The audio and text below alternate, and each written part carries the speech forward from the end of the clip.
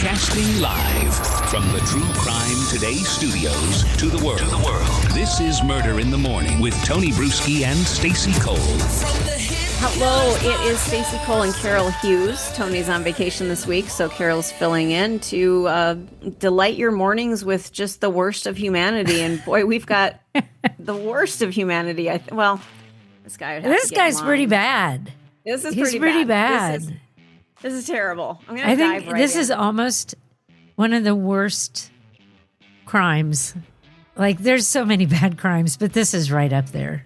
Yeah, and we cover some just really horrible things, and it's easy to say, oh, this is the worst of humanity.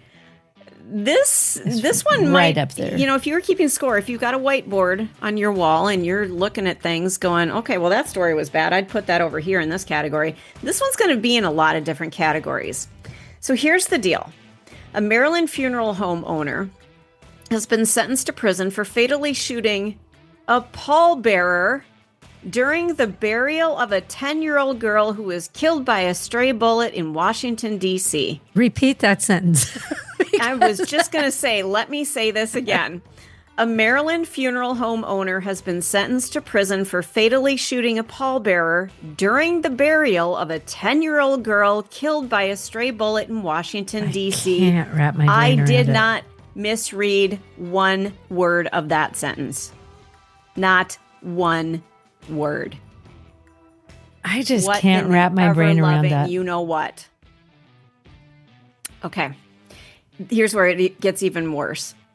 Wilson Wesley Chavis, I think Chavis, age 50, the owner of, here's the name of the funeral home. I hope everyone's sitting down or at least have some coffee or something. Don't take a sip right now. The name of the funeral home is as follows: Compassion and Serenity Funeral Home. Which is anything but. God. He was convicted in February for the June 6, 2023 killing of 30-year-old Ronald Steven Banks. Banks, a family friend of the young victim, Arianna Miracle Davis, was helping carry her casket at the time of the incident. On Friday, a judge sentenced him to 60 years in prison with 25 years to be served and the remainder suspended. Prince George's County State's Attorney, Aisha Braveboy, called the sentencing a clear and unequivocal message that we will not tolerate this kind of violence in our community. The shooting occurred just before the burial began. Now, according to police and court records, Chavis confronted two individuals associated with a rival funeral home, which is part of an ongoing business dispute. Witnesses say he shouted profanities at a pastor and others at the graveside. When Chavis shoved the pastor, several attendees intervened, including Banks. Chavis then pulled out a handgun and shot Banks, who later died at the hospital. Another mourner was grazed by a bullet. This is Ariana's at mother a 10-year-old girl's funeral. who was shot. Tragically, her shot. middle name was Miracle, which makes you think that her just getting into this world, that's how her parents felt about her. Yep. And all the trauma her family's going through, and then they get to this horrific day and this shit happens. Yeah, this is absurd. Ariana's mother expressed her heartbreak in an interview with NBC Washington, saying, "I'm so traumatized that this happened at my daughter's burial site. I didn't even get to lay her down, even put her in the ground, and another incident happened," she said. "This is so traumatizing to me, my children, my whole family. It's just trauma after trauma." Belk, a teacher and mother of four, said Chavis also shouted, "I own this body," and spit on the pastor before fleeing the scene. He was stopped shortly afterward by a Morningside police officer. He claimed he acted in self-defense. Bullshit. At the time of the shooting, he had an active temporary peace order against him from the president of the rival funeral home due to alleged threats. He was convicted of second-degree murder, use of a handgun in the commission of a crime of violence, and reckless endangerment. And being a horrible, horrible human being. There should be a charge for that. What do you... Yeah, there should just be, you're just the worst. that kind of a charge. Like, okay, here's the charges against you. You check that box. But you know what? At the end of the day, you're just a piece of shit. Yeah. I mean, this is this poor family's 10-year-old daughter. And I don't know.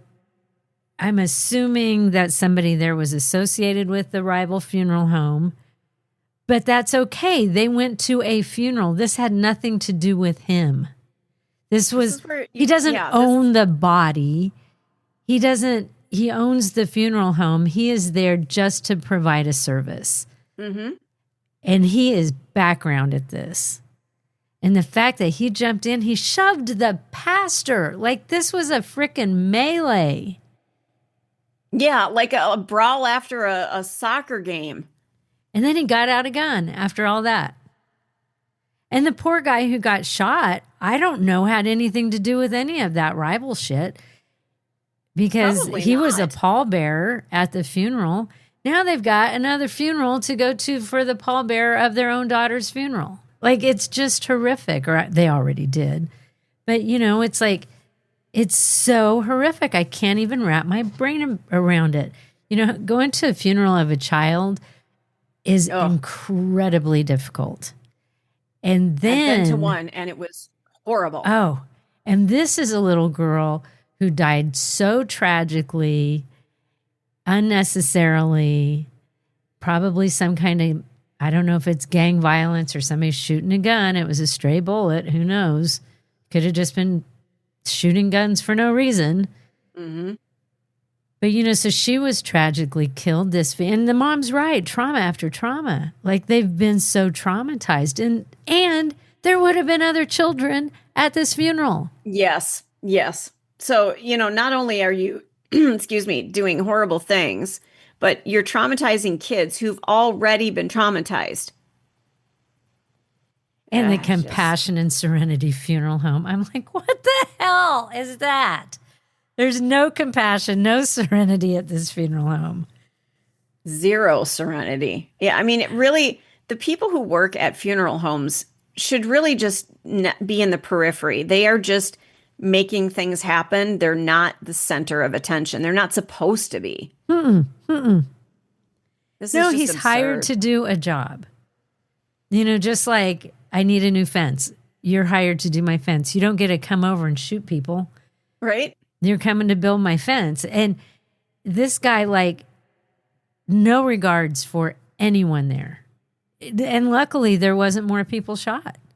I think there was him and the one other guy who was grazed by a bullet, or person grazed by a bullet.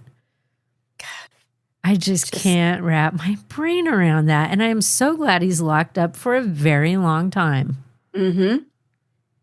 Oh, it's just... no words. I have no words. This is the Hidden Killers Podcast. Want more? Start binging on all of our true crime podcasts right now through Apple Podcasts and get an ad-free experience when you sign up to be a True Crime Today Premium Plus member exclusively on Apple Podcasts. More of the Hidden Killers Podcast dropping soon. Press subscribe now.